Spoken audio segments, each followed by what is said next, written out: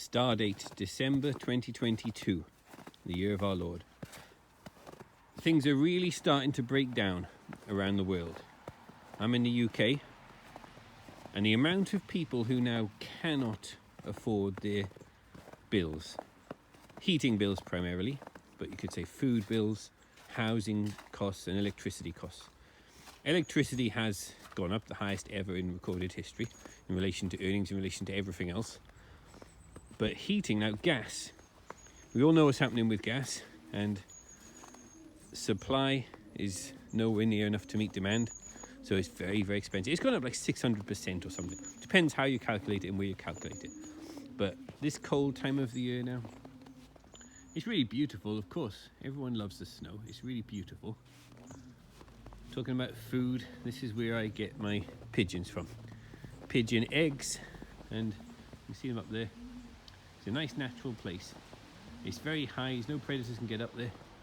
And I've got a couple of colonies. I say I've got, but there's a good couple of colonies of good pigeons up there. And it's all surrounded by woodland, because you are what you eat eats. And you don't want to eat pigeons from the city who are eating out of, they're not their natural food source. But my pigeons are all eating their own food source. Me and my son have been, ever since he was a little boy, we set up the ladder. As soon as you set up the ladder, clunk, clunk, clunk, the noise, all the adults fly off. Only the squabs and the eggs are left. Now, squabs are basically any pigeon less than 2 weeks old. Now, if they're only about a week old, I leave them to grow, but they can't fly yet. They can fly at about 2 weeks.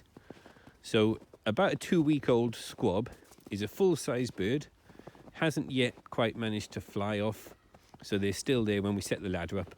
The adults all fly off. Anything over 2 weeks flies off. We just get the squabs and the eggs. And you need a lot of eggs, like to make an omelette or whatever you're going to make. But 3 pigeon eggs is equivalent to a large chicken egg. But the pigeon eggs, or dove eggs, dove is French. The French word for dove is pigeon. Same bird. Dove and pigeon, same bird.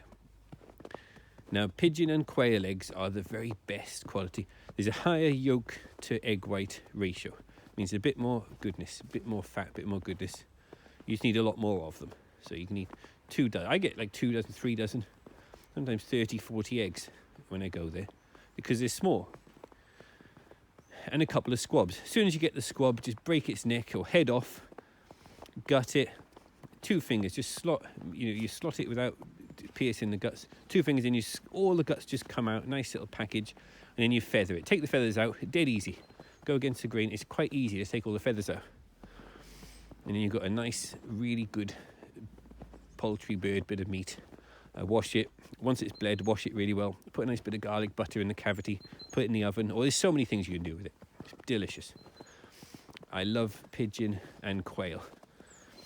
Quail are also very similar. If you like quail eggs and quail meat, very similar to pigeon. French restaurants, they charge a lot for pigeon. It's like £150, or going up.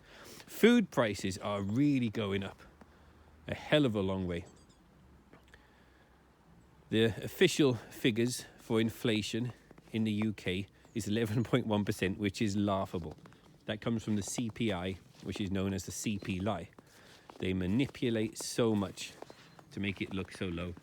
If they were telling the truth, if it was the consumer price index, if it was telling the truth, it would be 30% or something. It's ridiculously high. Look at the cost of living, the food, fuel, energy. When I say energy, I mean fuel, electricity, gas, energy is shooting up, which means everything goes up.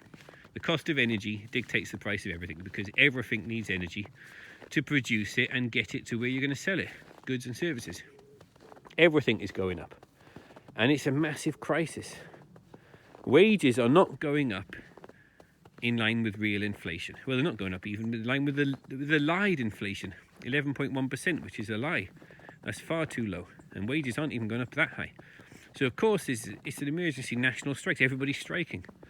Teachers are striking, bus drivers, train drivers are striking. Look at this snow falling down. It's so beautiful.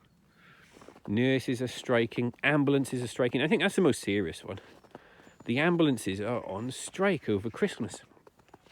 The police say we are not going to be taking a place. We will, if someone's in emergency and they're going to die, they need to get to hospital, The police are not going to go and take them to hospital because they say we're too busy with other things. And they wouldn't be surprised if the police and the fire and all these people start striking soon. The truck drivers are striking, everybody's striking, which of course they are, because their wages are not going up in line with inflation. Normal people, normal jobs, even high-earning people are struggling. They cannot pay for the cost of living. They literally cannot pay. It's not they don't want to or they choose not to. They cannot. Rents, mortgages, housing costs. The bubble was just blown so big. And people thought low interest rates would last forever, which of course was nonsense. We had very unusual emergency low interest rates since the 2008 crisis, which was such an emergency. They dropped rates down super low, 300-year lows, and people thought that was going to be the new normal. And they got these huge mortgages, huge debts. This is great. It's very cheap money. And they buy houses. Houses always go up, right? Yeah. Property always goes up. Can't go wrong until interest rates start going back to normal. And they haven't even gone up that much yet. Interest rates are slowly starting to go up, but they're still back up to normal rates. Normal will be 6-7% base rate, which means most people will be paying 8-9%, or when it gets over 10%, is what they're actually paying. People cannot afford it. Start with, there's going to be masses of distressed sellers trying to sell, but they cannot sell for what they owe. The amount they're in negative equity, and even if they can sell their property, they owe more than they can sell it for. So you get this jingle mail, which is the owner just like, I can't afford the more, I'm sorry, and they just send the keys back to the bank and walk away. And the bank puts it on auction, sells it for a lot less than the mortgage was, and they try and chase the last owner for the rest of the mortgage, but they can't pay it. This thing about debt collectors chasing for money owed, it's just not happening. There's loads of enforcement officers now. They are so busy calling around for all sorts of things. Credit card debt is through the roof. Absolutely unbelievable. Every personal debt, mortgage debt, telephone, mobile phone debt, everything debt, credit card. And now let's talk about utilities. Now the utilities is a very interesting situation. It's very interesting. People cannot afford. It's not that they do not want to pay. They want to pay their gas, electricity and bills, but they cannot. They literally cannot.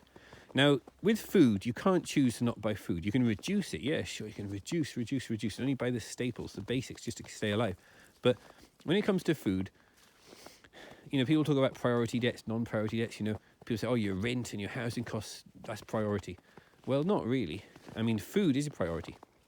If there's a family with children, you have to get food for them. You have to. That comes before heating. You can be really cold, but you have to buy food. So people are trying to buy food, but look at the inflation of food. Again, there's not enough food being produced in the world to meet the supply is not enough to meet demand. Okay, so someone's going to go hungry. There is not enough food being produced to meet demand. We're told 8 billion people. I don't know how true that is, but 8 billion people on Earth, there's not enough food being produced. And this is all by design. Farms have been shut down. Food production have been shut down. Food production facilities have been targeted. There's been loads of attacks, planes flying into them, fires. There's been so many fires. It's all by design. There's just not enough food. But what little food there is, which isn't enough to feed mankind, is very, very, very, very high price. And it's only just started. The inflation's just starting. It's going to go a lot higher. So people have to spend whatever income they've got on food to start with.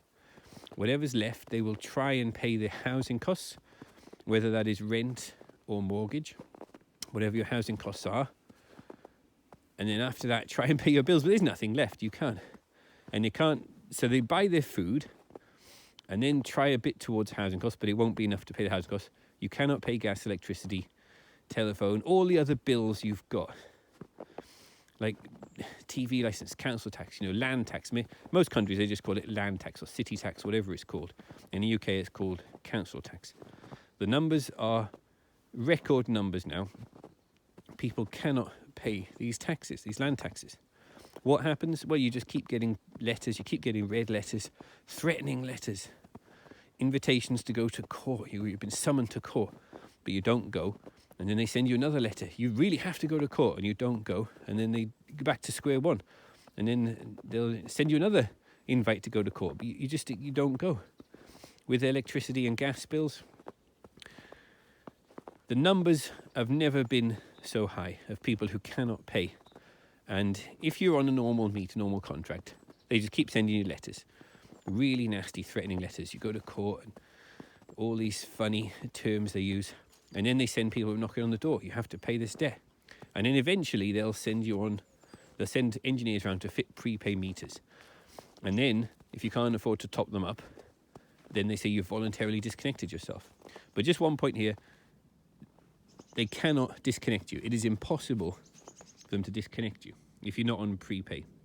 It's impossible. They could disconnect the whole street or the whole town, but they cannot disconnect one house. So if you barricade the door and you do not let people in to fit prepay meters, then you cannot be disconnected. But if you do fit prepay meters, there's lots of things you can do. A lot of people are fitting their own meters. It costs about £200 in the UK to buy your own meter and have it fitted by a professional who will give you a safety certificate, and you have your own meter fitted. And then after a little while, they're going to come around and say, oh, our meters aren't communicating with the head office because there's all these smart meters. We need to sit for your safety and the safety of everyone, your neighbours. We need to have an engineer come in and check. And you say, no, I've got a safety certificate. Everything's safe, thank you. Nobody here has any contract with you. Please show me the contract that I signed. I didn't sign any contract with you. Nobody here has a contract with you. You've made a mistake. Goodbye. And you do not let them in. You barricade the door. And they might well have a locksmith come around to try and drill the locks. And they have a dog handler and they have the police turn up.